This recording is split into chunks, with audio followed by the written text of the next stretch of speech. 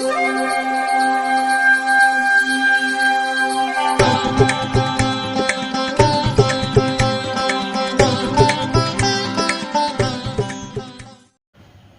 வசந்த காலம் YouTube channel வாயிலாக ஜோதிடர் சண்முகப்பிரியன், சென்னை அடையாறிலிருந்து மாதாந்திர ராசி பலன் பார்த்துட்டு வரோம். இந்த சோபக்கிருது ஆண்டு வரக்கூடிய தை மாதம், இது ஜனவரி 15 பிப்ரவரி 12 வரை இந்த காலகட்டம் துலா ராசிக்காரர்களுக்கு எவ்வாறு இருக்கும் அப்படிங்கிறத பார்க்க போகிறோம். மாத பலன் அப்படிங்கிறது சூரியனை மையமாக வைத்து சொல்வது.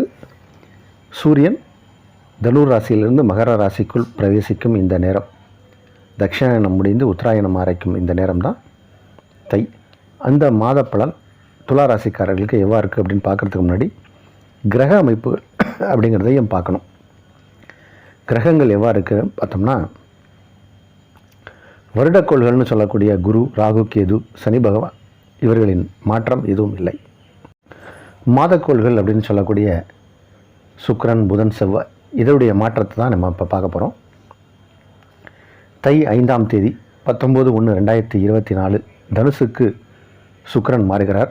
தை 13 27/1/2024 மகரத்துக்கு புதன் மாறுகிறார். தை 21 4/2/24 மகரத்துக்கு செவ்வாய் மாறுகிறார். இந்த மாற்றங்கள் துளாராசிக்காரர்களுக்கு என்ன பலன் செய்யும்? சூரியனின் மாற்றம் அப்படின்னா, சூரியன் தனுசில் இருந்து மகரத்துக்கு சென்று விட்டார். இவர் உங்கள் ராசிக்கு 11 கூடிய கிரகம், லாபாதிபதி அப்படின்னு சொல்லலாம், பாதகாதிபதினு சொல்லலாம். பாதகாதிபதி 4ஆம் இடம் வந்திருக்காரே, ஏதாவது கெடுபலன் ஏற்படுமா அப்படின்னா ஒன்றும் கெடுபலன் ஏற்படாது. 4ஆம் இடம் சுகஸ்தானம், சுகஸ்தானாதிபதி 5ஆம் இடத்தில், சுகஸ்தானத்துக்கு பாதகாதிபதி வருவதால் உடல் உபாதைகள் சிலருக்கு, எல்லாருக்கும் இல்லை, சில பேருக்கு ஏற்படலாம். அது கொஞ்சம் இந்த வயதானவர்கள், ஒரு 70-75 இருக்கிறவங்க, அது அவங்களுடைய ஹெல்த் கண்டிஷன், அவங்களுக்கு ரெகுலராக இருக்கிற செக்கப்ஸை கொஞ்சம் அதிகப்படுத்திக்கணும். அது மட்டும்தான் நம்ம இப்போ சொல்ல போகிற விஷயம். ராசி அதிபதி சுக்கிரன், அவர் 3ஆம் இடம் விடுகிறார். இது காலம் வரைக்கும் 2ஆம் இடத்தில் இருந்த சுக்கிர பகவான், அவர் தை 5 19/1/2024 3ஆம் இடம் விடுகிறார். 3ஆம் இடம் வந்த பிறகு குருவால் பார்க்கப்படுகிறார். ஒரு சுபகிரகமான சுக்கிரனுக்கு மற்றொரு சுபகிரகமான குருவின் பார்வை கிடைக்கிது. அதனால் துலா ராசியில் பிறந்தவர்களுக்கு இப்போது சில நல்ல விஷயங்களும் நடக்கும். அதை விட ஒரு பெரிய மாற்றம் என்ன அப்படின்னா, பிப்ரவரி 4ஆம் தேதி செவ்வாய் 4ஆம் இடம் சென்று அங்கே உச்சம் பெறுகிறார். சுகஸ்தானத்தில் 2-7 கூடிய கிரகம் உச்சம். 2ஆம் இடம் என்பது குடும்பஸ்தானம், 7ஆம் இடம் என்பது நம்ம கலத்திரம், நம்மளுடைய ஸ்பௌஸை பற்றி சொல்லக்கூடிய இடம்.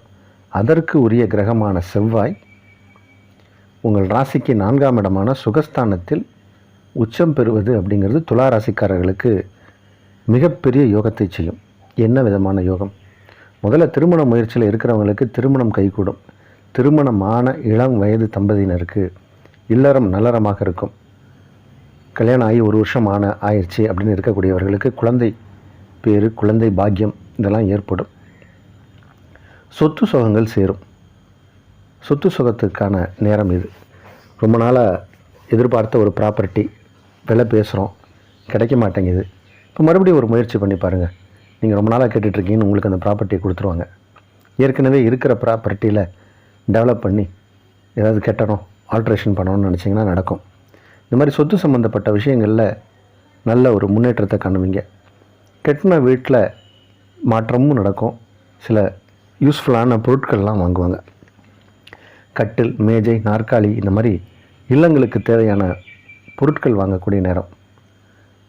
இந்த சுக்கிர பகவான் 3ஆம் இடத்தில் குரு பார்வையில், 3 கூடிய கிரகம் 7ஆம் இடத்தில் இருந்து ராசியை பார்ப்பது, இது ஒரு யோகம்.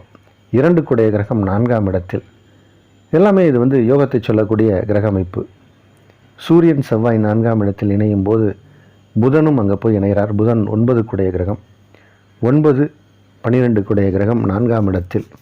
எல்லாமே இது நன்மை நன்மை நன்மை அப்படின்னு சொல்கிறது தான் இருக்குது. என்ன நன்மை அப்படின்னா, நீங்கள் உங்கள் வயது, தகுதி இதற்கு தகுந்த மாதிரி எல்லா விஷயமும் நடக்கும். இப்போது படிக்கக்கூடிய மாணவர்களாக இருந்தால் படிப்பில் நல்லா சிறந்து விளங்குவாங்க. படித்து வேலை தேடுபவர்களுக்கு வேலை கிடைக்கும். வேலை தேடியாச்சு, செட்டில் ஆகியாச்சு, கல்யாணம் பண்ணோன்னா கல்யாணம் நடக்கும். திருமணமானவர்களுக்கு குழந்தை கிடைக்கும், குழந்தை பேர் உண்டு. மிடில் ஏஜ்டு பீப்புளுக்கு இடம் சொத்து வாங்கக்கூடிய நேரம்னு நம்ம ஏற்கனவே சொல்லியாச்சு. கொஞ்சம் ஏஜ்டு பர்சனுக்கு மட்டும் உடல் உபாதைகள் ஏற்படலாம். அதுவும் உங்களுடைய பிறவி ஜாதகம் வலுவாக இருந்தால் அதில் எந்த விதமான பயமும் கொள்ள தேவையில்லை. பயமற்ற நிம்மதியான வாழ்க்கையை வாழலாம். பொதுவாக மொத்தத்தில் இந்த மாதம், தை மாதம் உங்களுக்கு சிறப்பாக இருக்குது. குரு பகவான் தொடர்ந்து 7ஆம் இடத்திலிருந்து ராசியை பார்ப்பது அப்படிங்கிறது மிகப்பெரிய யோகம்.